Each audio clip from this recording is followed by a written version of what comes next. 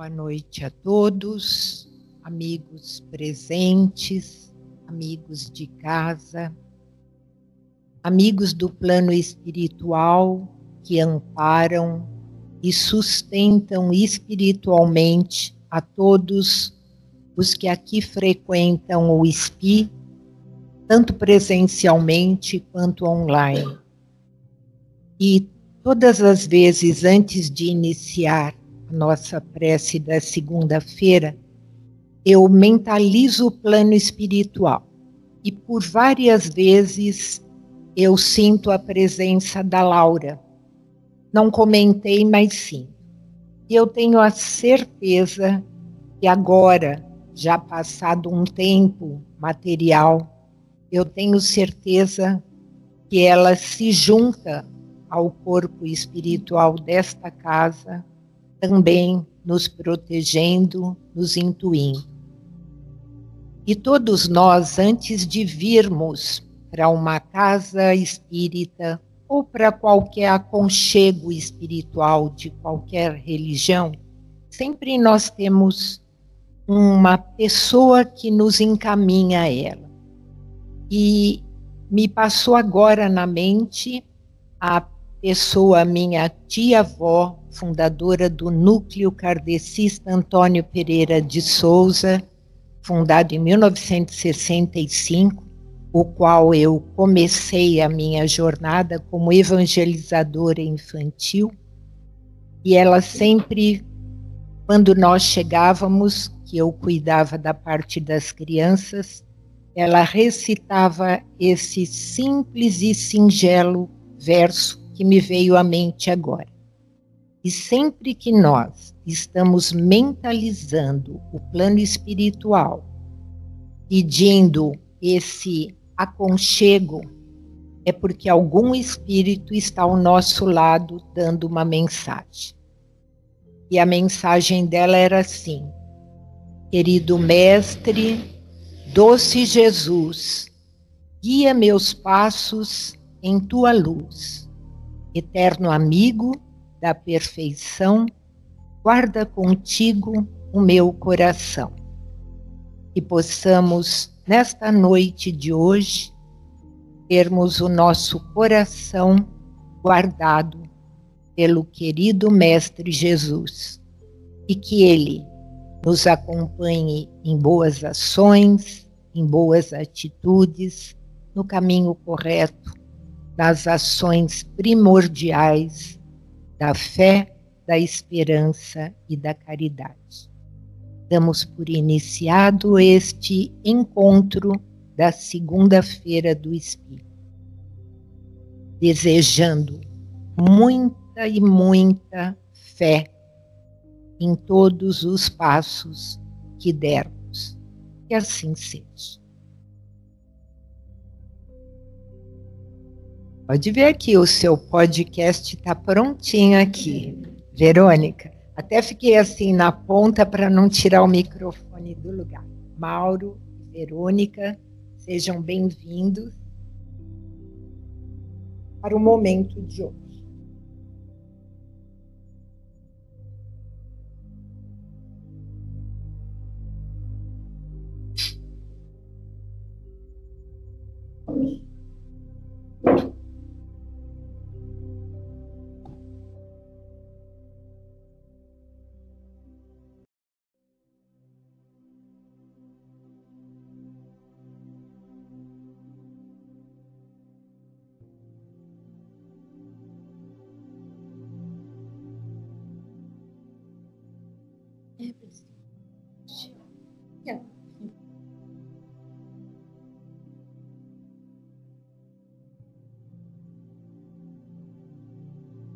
Desculpa.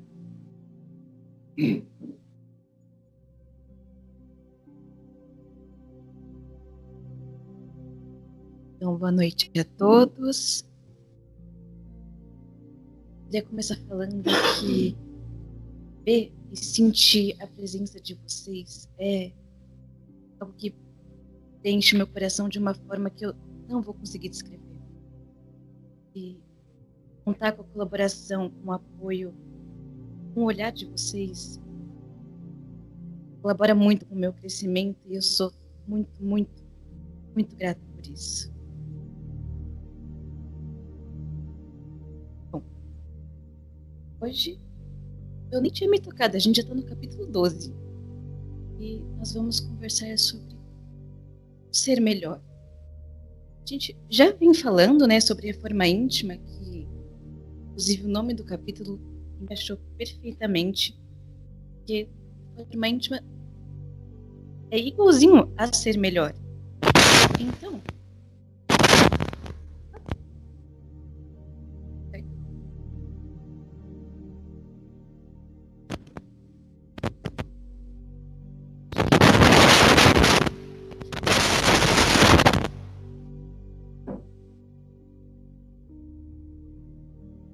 nos ajustes e tá tudo certo. Comecei a ler o capítulo, fiquei surpresa porque ele era muito curtinho, ele tem 3 páginas. E no começo, comecei a ficar confusa porque comecei a ler muito rápido. Mas o que ele fala? Ele vai falar primeiramente sobre a desconstrução que esse tema exige. O ser melhor, a reforma íntima, ela muitas vezes entra num conceito de cortar tudo que é negativo, tudo que o homem carrega como visto como ruim, é necessário cortar, abolir e desconstruir qualquer relação, para que só o bom fique e nos reconstruir, que a gente possa se reconstruir como pessoas só com o que é bom. Ele fala da necessidade da gente olhar para isso de uma forma diferente. Por quê? Porque não é porque é ruim, é que aquilo também não faz parte de você. Melhor ainda, não é o que é que você acha desconfortável que aquilo é ruim. Tudo que é seu precisa ficar. Mas, falando em reconstrução, em reforma, ela não vai ser confortável. Vai doer. E você não lida bem, você vai ter que não eliminar da sua vida como se aquilo não existisse e você nunca mais vai falar sobre aquilo. Muito pelo contrário. É aí que você tem que olhar de cara. Olhar nos olhos daquilo que te fere e fere aos outros para que possa parar de ferir. Você não adianta fazer vista grossa porque, inclusive, isso volta. A psicologia fala que quanto mais a gente coloca aquilo numa zona de recalque, mais aquilo volta de uma forma mais intensa em forma de ações. Não é só mais uma crença, não é só um pensamento. Vem com tanta força que você age assim. Você não percebe. Então, é necessário que a gente olhe para aquilo que a gente nega com olhos amorosos. A ferramenta que a gente precisa é inegável conhecimento. Não tem como a gente passar por essa vida. Eu postei no Instagram uma frase que fala sobre quanto a gente desperdiça a nossa vida terrena quando a gente deixa de olhar para a gente mesmo. Chega a ser um desperdício o nosso medo de se olhar. A reforma íntima, ela vai bater nessa tecla o tempo todo. Não adianta a gente se negar.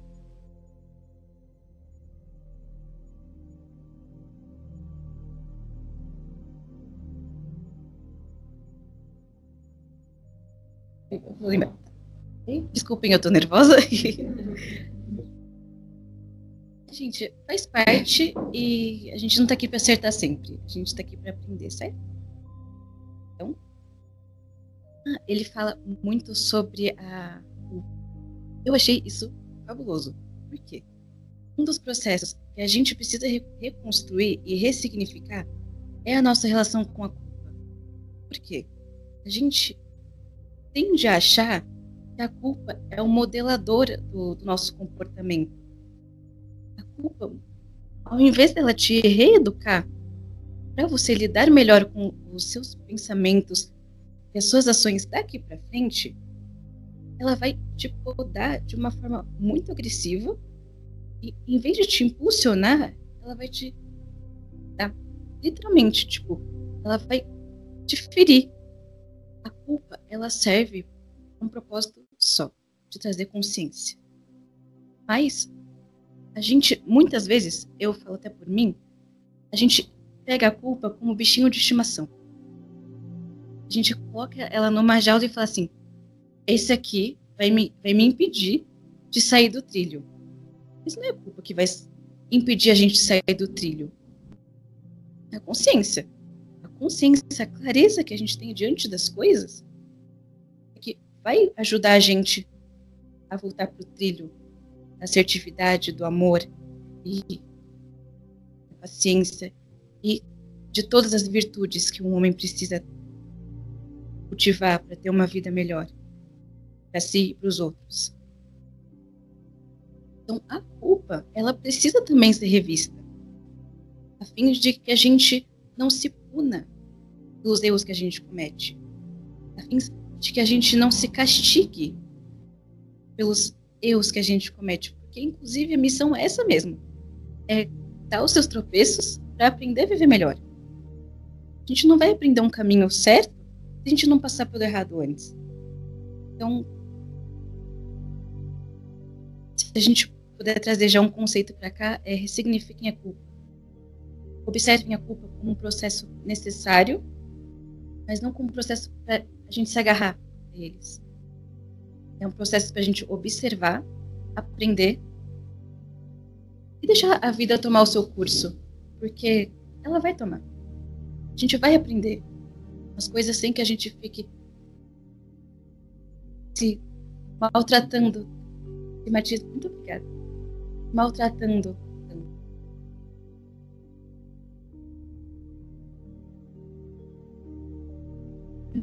Se eu lembrar de alguma coisa,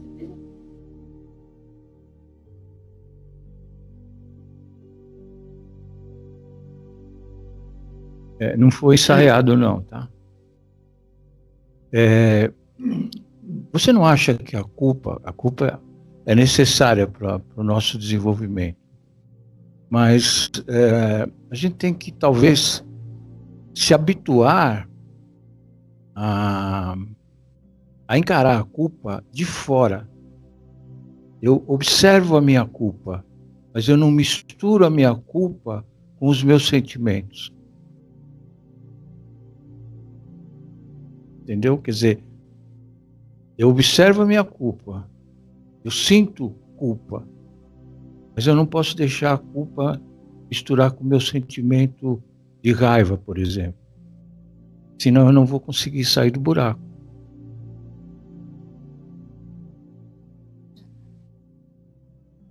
Você diz com relação a não deixar a culpa tomar o controle do seu emocional. Sim.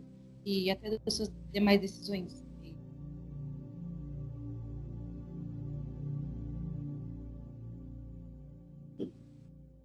Puxa vida.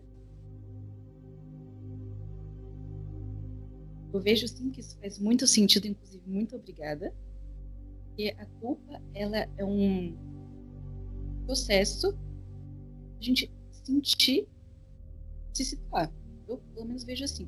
Não é pra gente aderir e pintar nossos próximos passos com essa culpa. Ao meu ver, ela é um direcionamento sobre o que a gente tem que fazer daqui para cá. Não levar ela junto. Ela é mais um indicador. Um indicador da nossa consciência, posso dizer isso?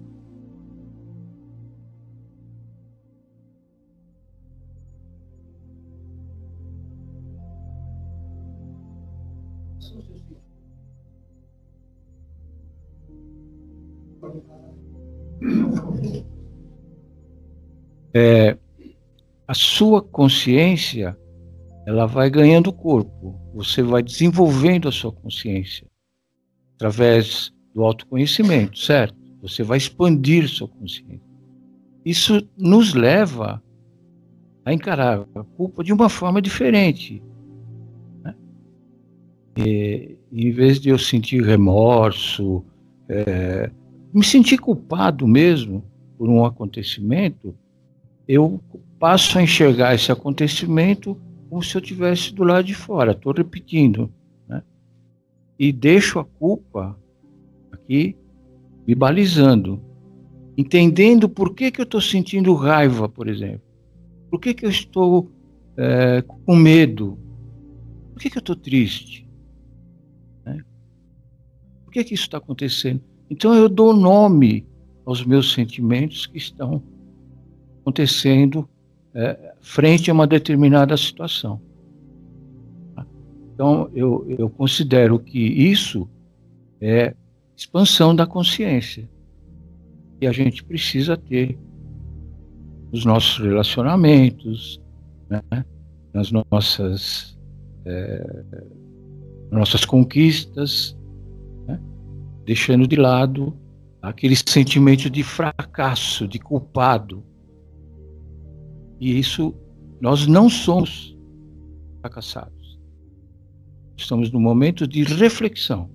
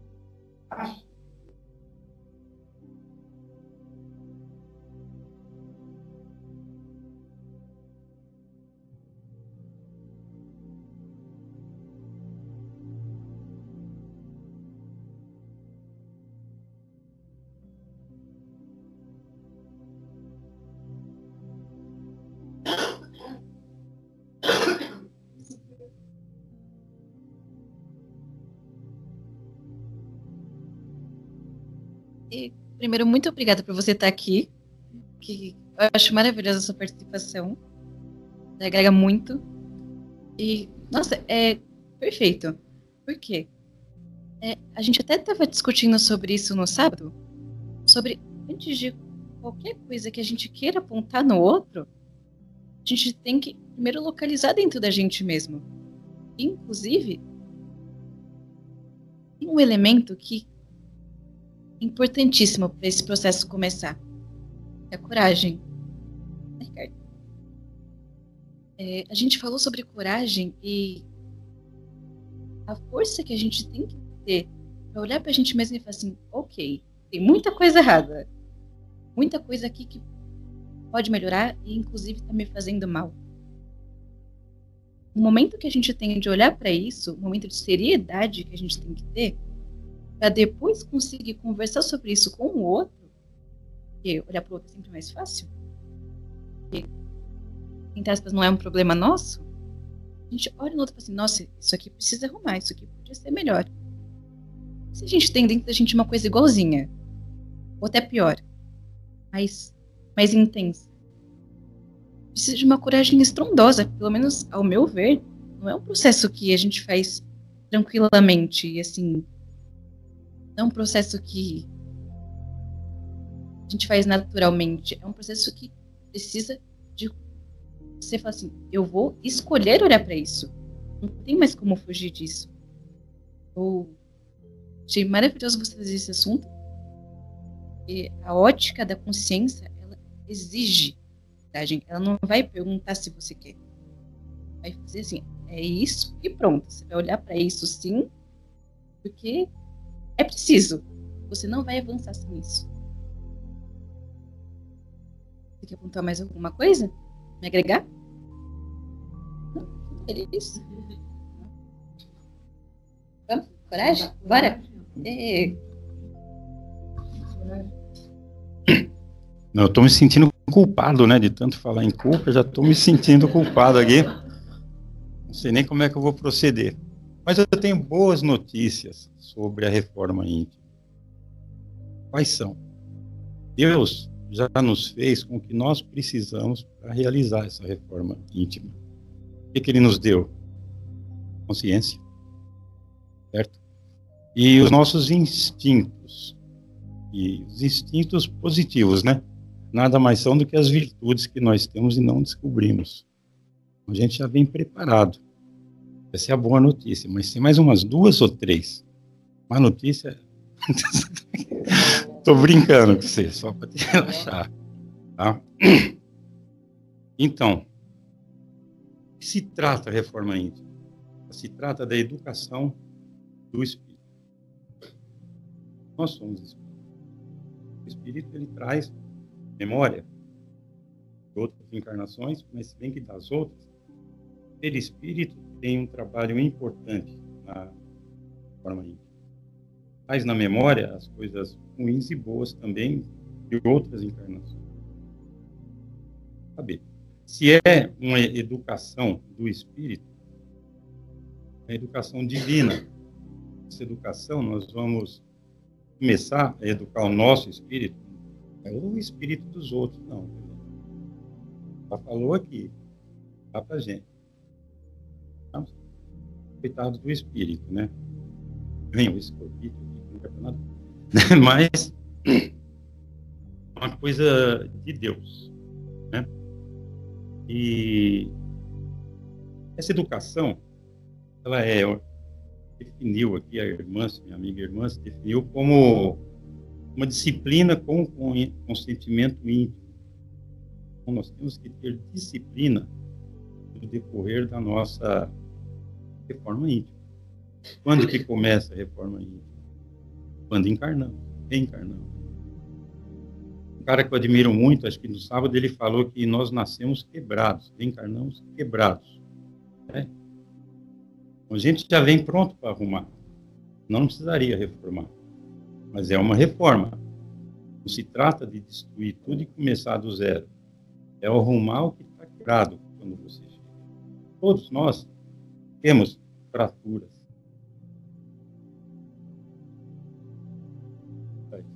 Né? Todos nós. E, como é que é? Do perispírito, né? Podemos esquecer que a gente traz coisa de outras, até os instintos negativos também vêm. Acaba trazendo, é tudo guardado no perispírito. Nós vamos educá-lo. Né? E ele guarda nas estruturas energéticas dele, perispírito, né? É deixada na memória, né? Memória, né? E a partir dessas coisas é que vão pedir que nós comecemos a trabalhar. É só a gente ter sensibilidade de assumir que nós precisamos melhorar em nós, nessa reforma.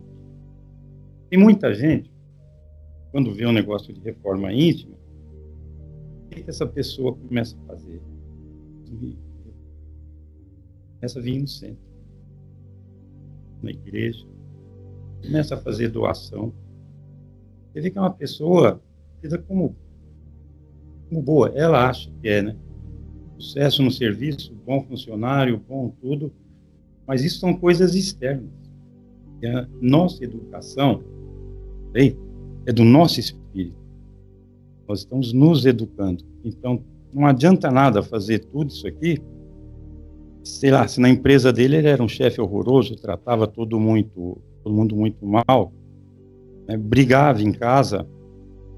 Então, não adianta frequentar o centro, quer dizer, adianta que você vai ter conhecimento, mas só frequentar, escutar a palestra, sair por aí dando doação para todo mundo, ainda mais se você tiver dinheiro.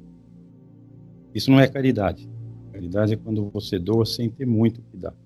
Porque se está sobrando, né? Que nem você deixar toda a sua fortuna quando você morre. Não tem valor quase nenhum.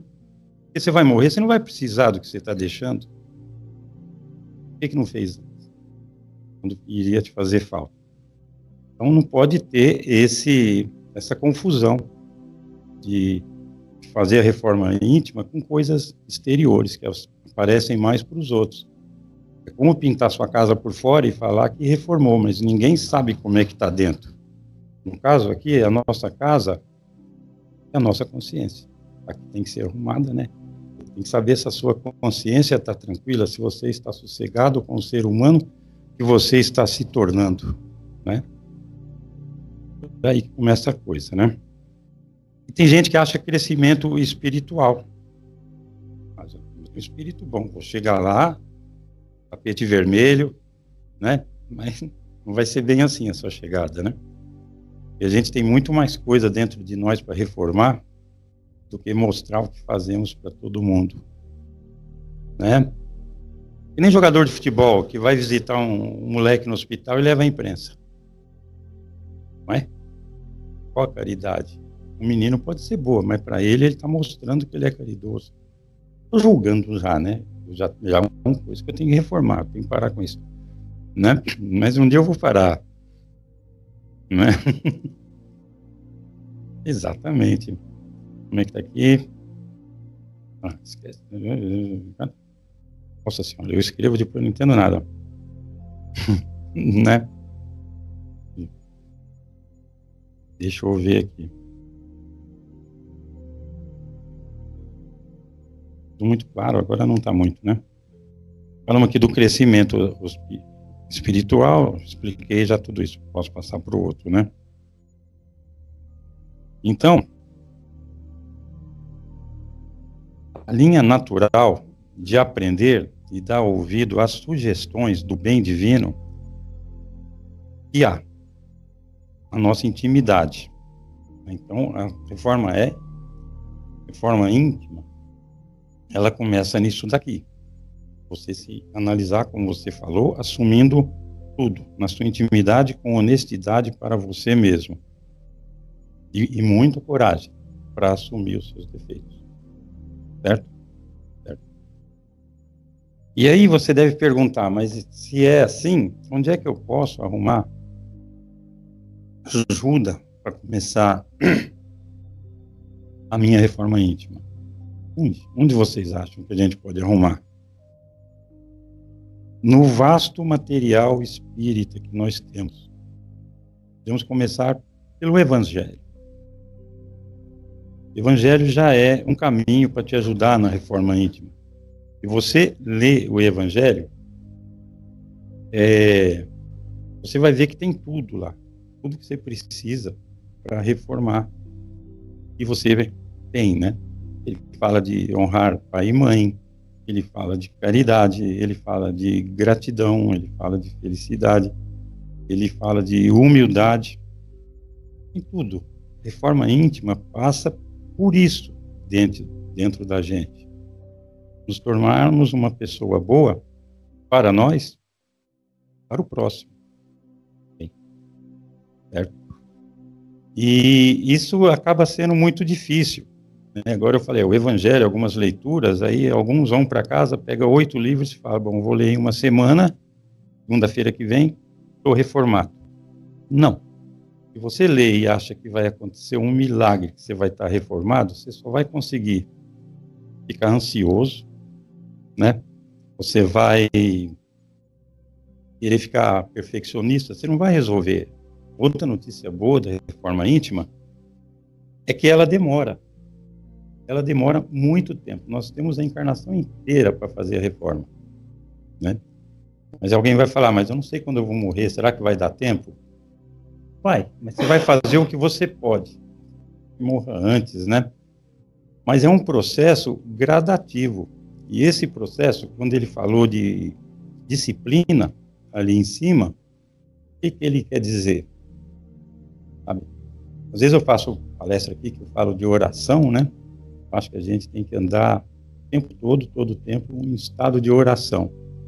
E no caso da reforma íntima, é a mesma coisa. E ligar o modo reforma íntima o tempo todo. Por quê? Porque você não vai forjar uma situação, vai testar a sua reforma íntima. Elas acontecem. Chances que a gente tem. Começam pelas missões que a gente acerta lá no plano pré-encarnatório. Então já começa ali. E para você cumprir as missões, resolver os boletos que você deixou lá, e está lá no seu plano encarnatório, você tem que também ter sensibilidade de saber que você você não está cumprindo o seu plano encarnatório. E o maior sofrimento que um espírito pode ter, quando ele cai na dele, que ele não está cumprindo o plano reencarnatório.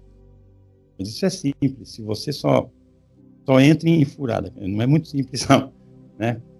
Você tem que olhar para dentro da sua vida e falar, por que nada dá certo na minha vida? Por que eu vivo sempre doente? Por que eu não consigo me relacionar com ninguém? Por que eu não saio do ambiente e deixo ele melhor do que eu cheguei? Tem várias coisas, então a gente tem que ficar ligado, as coisas estão acontecendo. E às vezes você não está cumprindo o seu plano e nem a sua reforma. A gente tem que perceber quando a gente erra nas medidas, numa discussão, né, você tem um ponto de vista, a pessoa tem outro, e você aumenta a voz, começa a falar em volume alto para provar a sua opinião. Isso é certo? Não. Certo é respeitar a opinião do outro, você não precisa mudar a sua, mas não precisa achincalhar o outro porque ele tem outra opinião.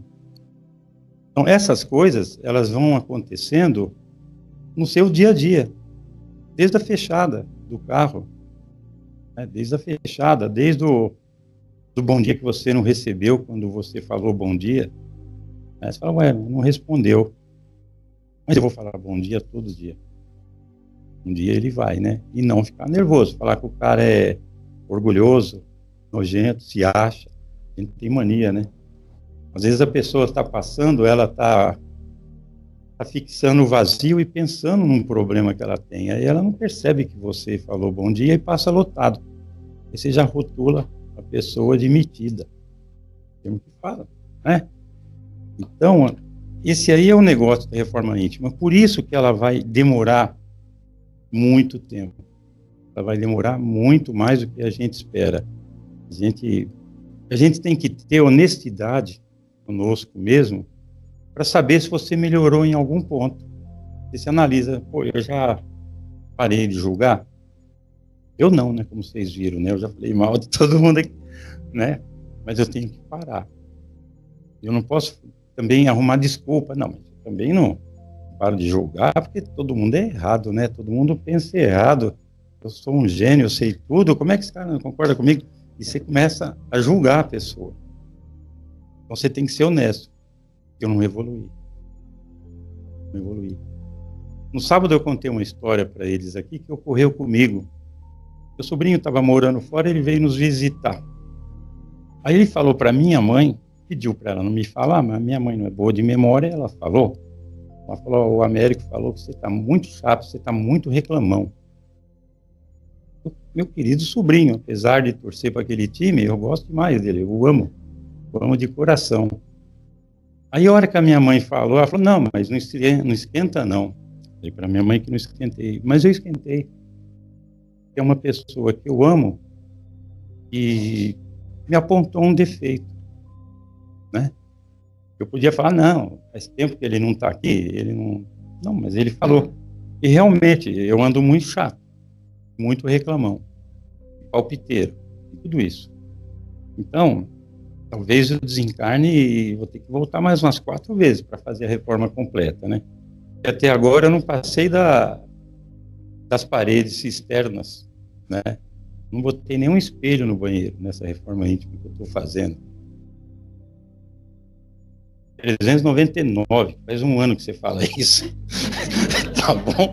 Não são 400, não. No meu caso, acho que eles vão botar uma pena maior, não sei não. Então, isso, a notícia boa é que demora. A notícia, você não pode se acomodar, é que, além de demorar, nossa, estava na minha cabeça, você vai ter mais chance de fazer. Se não conseguir nessa, você vai conseguir na outra. Mas o nosso objetivo é sairmos um dia reformados dessa encarnação que nós temos. Não é? A gente espera. Eu espero, sendo muito sincero, eu espero que eu consiga. Mas é muito difícil, você não muda uma coisa ruim que você tem de uma hora para outra. Né? E aí começa a vir o perdão, a gratidão, coisas difíceis de se lidar, né? A gente já fez aqui palestra falando de perdão.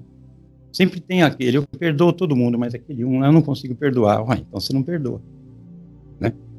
E tem um que você não consegue perdoar, você ainda não aprendeu a perdoar ainda. E a gente tem que aceitar. O perdão é você aceitar. Você esqueceu o que ele te fez, tudo bem, mas também não quer dizer que você vai esquecer. Se você entender que a pessoa está num grau evolutivo talvez inferior ou diferente do seu, você vai ser mais indulgente com essa pessoa. Você vai aceitar que ela fez, não é porque ela te odeia, não é por nada disso, é porque ela é assim, o plano de evolução dela, é um problema dela. Não perdoar é um problema seu. Então é muito mais fácil perdoar e é como tirar um peso das costas. Ninguém acredita nisso, mas é isso. Contando história minha, vou contar mais uma, né? Chefes são os piores, né? Que a gente nunca perdoa, chefe, né? Mas você nunca vê a tralha de funcionário que você é, né? Mas o chefe é que é chato, não é? E comigo aconteceu, eu tive uns quiprocó com um chefe lá e eu acabei saindo da empresa, não só por causa dele, mas eu saí. Mas eu fiquei com aquilo, falei, puxa vida, eu não fui bacana com ele, eu tive um arrependimento, eu já tinha um remorso comigo mesmo. Aí depois de 3 anos eu o encontrei em outra empresa, né? Ele estava sentado lá, eu falei, vou lá pedir desculpas. Olha só, Deus age. Não precisei pedir desculpas, a hora que eu levantei, ele levantou, me deu um abraço. Tudo foi um perdão dele em mim e eu dele também. Ele pediu perdão e eu também pedi um simples abraço. E faz um bem danado. Faz um bem danado. Parece que você tira a culpa. Eu cheguei na culpa, você viu? Preciso de palavras, né, para isso. É um gesto que já simbolizou tudo que vocês tinham para dizer, sem vocês dizerem nada. Bom, nesse ponto aqui, eu lembrei de uma coisa que eu não disse. Se vocês virem que eu tô criando ar e tô voando tipo, muito longe, me comuniquem. Tipo, tá viajando, calma aí. Mas teve uma reflexão no começo do texto, que ele não estava lá, mas que foi chegando nas minhas ideias que eu achei muito interessante. Eu quero ver se faz sentido para vocês. Por quê? No começo do capítulo, ele só mencionou sobre, como eu disse lá no comecinho, né, que a ideia de forma íntima precisava ser reformulada. Ele usou um termo muito legal que até ficou na minha cabeça. Ele falou que a reforma íntima precisa de uma oxigenação nas ideias para ter um maior entendimento. Parecido com isso. Mas o termo me chamou a atenção por quê? Uma oxigenação nas ideias. Primeiro que eu achei chiquérrimo, porque é um termo muito legal. Mas segundo, porque uma oxigenação nas ideias já prevê que aquilo precisa ser revisto, ele precisa ser reavaliado. Ok. Mas vocês concordam comigo que tem uma outra forma que também encaixa a oxigenação e cabe perfeitamente na reforma íntima? Os convido. Nós respiramos. Respiração é um processo que recomeça. É um recomeço, é um restart que você dá na sua própria vida. Biologicamente falando, você respira e todos os processos dentro de você recomeçam junto com a respiração. A respiração celular, a saúde das suas células recomeça e também continua, porque elas param. Ponto. A reforma íntima tem a ver com meditação. A meditação, o ato de respirar e ir acalmando seus pensamentos durante a meditação, também não conta como uma reforma? É um processo que você começa biologicamente, porque você respira, mas você também está reformando o corpo, a mente, os sentimentos. Vai colocando as suas emoções que às vezes saem da gaveta na gaveta de novo. Que isso é normal, vai acontecer. Mas é uma reforma também, eu achei isso esplêndido, porque é muito interessante pensar nas formas que a reforma íntima acontece. Não é só uma simbologia, ela é física também. A forma íntima é você melhorar a si mesmo, através de diversas formas, autoconhecimento, perdão, enfim. Saúde, a meditação, ela vai te revigorar biologicamente, mentalmente, emocionalmente e espiritualmente, num outro patamar. Então, a reforma íntima, ela vai englobar e expandir todos os campos da vida do ser humano, e isso é magnífico. Deu pra perceber? Deu pra entender? Ou muito louco? Porque eu achei isso muito legal.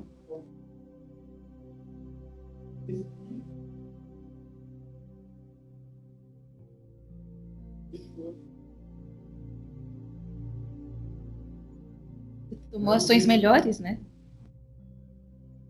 Eu achei isso incrível. Eu precisava falar sobre isso porque eu tinha esquecido, mas eu achei isso muito legal. Mais um ponto? Eu não entendi essa.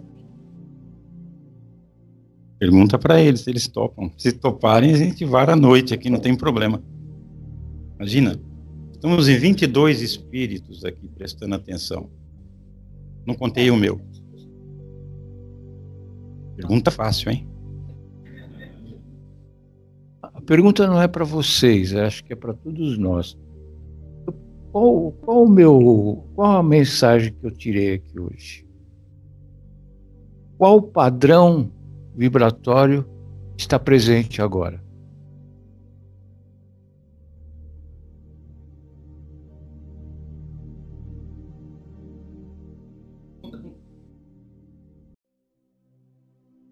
Para cada um, claro, né?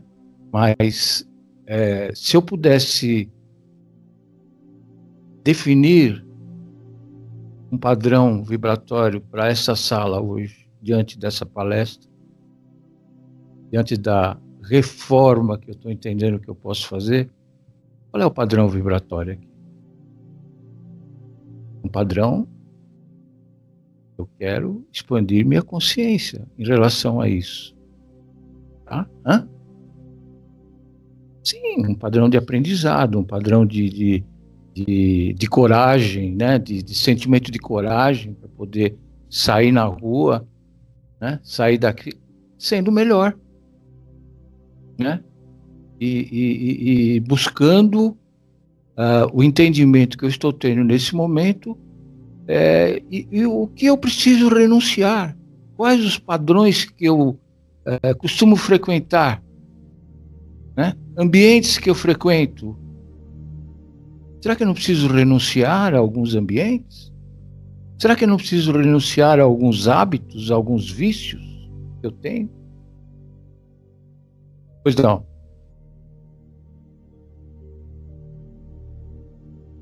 Perfeito.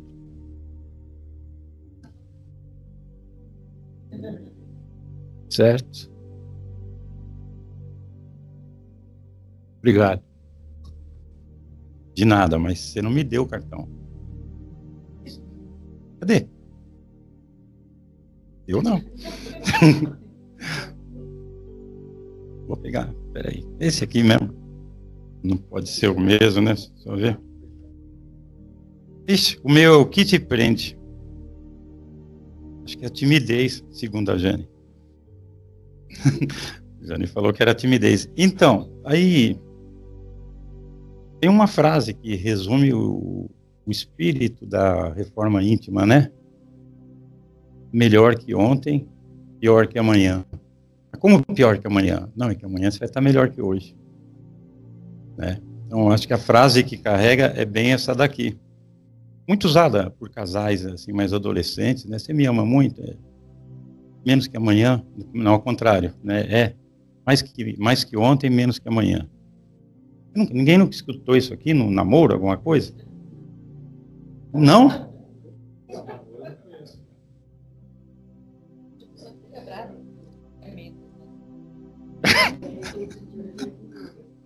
Coisa de quê?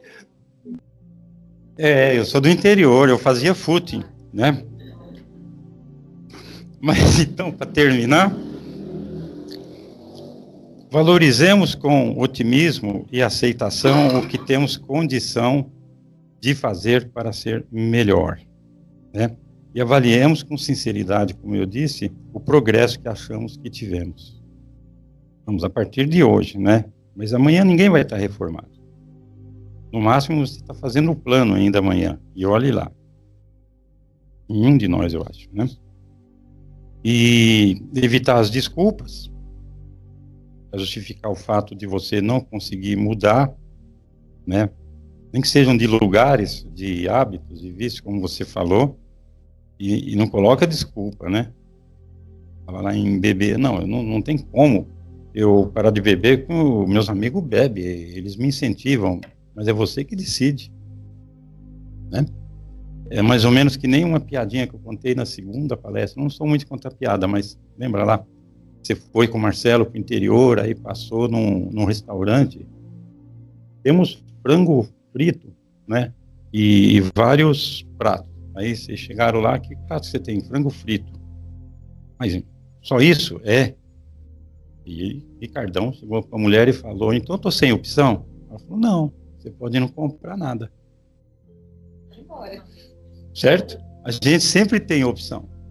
Sempre tem opção. É que às vezes somos covardes de assumir uma opção que não nos agrada. Mas se precisa reformar, é porque você tem problema. Normalmente, e vive bem com esse problema, né? Vai ter que abandonar uma coisa que te faz bem. Você acha que faz bem?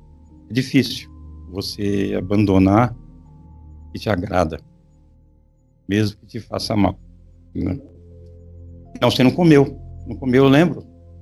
Você pegou Giló, né? Que você pegou, acho que foi.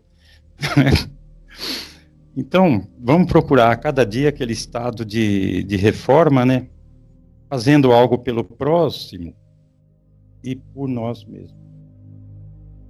Posso dizer, vou dizer de novo a mesma frase, espero que o tempo que vocês perderam aqui tenha valido a pena. Parabéns. Grande comparsa. Valeu.